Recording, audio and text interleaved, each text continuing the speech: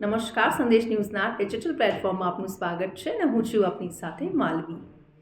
ગુજરાતનું વર્ષ 2025 અને 26નું સામાન્ય બજેટ નાણામંત્રી કનુભાઈ દેસાઈએ વિધાનસભામાં આજે રજૂ કર્યું હતું, જેનું કદ છે 3,70,250 કરોડ, જેમાં અનેક મુદ્દાઓને આવરી લેવામાં આવ્યા છે. નાણામંત્રી કનુભાઈ દેસાઈએ ગુજરાતનું બજેટ સતત ચોથી વખત રજૂ કર્યું, જેમાં અનેક સેક્ટરોનો સમાવેશ થાય છે. ઘણી બધી એવી મોટી જાહેરાતો કરવામાં આવી, જેમાં ઘરનું ઘર હવે જે લોકો ખરીદવા માંગતા હશે એ લોકો માટે સારા સમાચાર છે.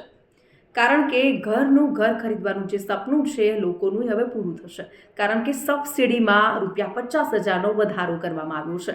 એટલે કે પ્રધાનમંત્રી આવાસ યોજના, પંડિત દીનદયાળ આવાસ યોજના, ડૉક્ટર આંબેડકર આવાસ યોજના, આવી જે યોજનાઓ છે એમાં અત્યાર સુધી ₹1,20,000ની સબસિડી મળતી હતી, જેમાં હવે મકાન દીઠ ₹50,000નો વધારો કરવામાં આવ્યો છે. એટલે કે ₹1,70,000ની હવે સબસિડી જે લોકો ઘરનું ઘર ખરીદવા માંગે છે એ લોકોને મળશે. તો આ બજેટની આ મોટી વાત હતી, કારણ કે ઘરનું ઘર ખરીદવું હવે સપનું બની ગયું છે. ત્યારે આ સપનાને સાકાર કરવા માટે સરકાર સબસિડીમાં વધારો કર્યો છે. તો આવા જ ઇન્ફોર્મેટિવ વિડીયોઝ જોવા માટે સંદેશ ન્યૂઝના ડિજિટલ પ્લેટફોર્મ સાથે જોડાયેલા રહો.